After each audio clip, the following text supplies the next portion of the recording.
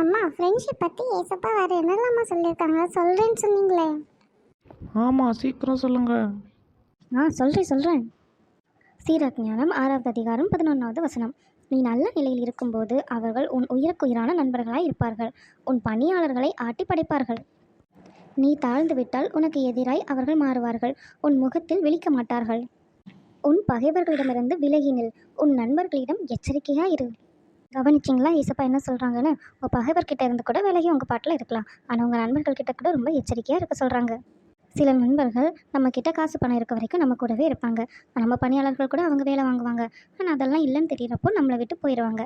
இதை தான் ஏசப்பா சொல்கிறாங்க. ஏசப்பாவுக்கு ஃப்ரெண்ட்ஸ்னால் பிடிக்காதாம்மா? அப்படியெல்லாம் இல்லை. ஏசப்பாவே சொல்லியிருக்காங்க, சிறந்த நண்பன் இருந்தால் உங்களுக்கு கவலையே இல்லை, பெரிய சொத்துனெல்லாம். ஆனால் நல்ல நண்பனை தேர்ந்தெடுக்கணும். அது நம்ம கையில் தான் இருக்குது. ஏசப்பா கிட்ட கவனமாக ப்ரேயர் பண்ணிக்கணும். அப்போ நம்மளோட நண்பனை ஏசப்பா கூட நமக்கு காட்டி தருவாங்க. ஓகேம்மா.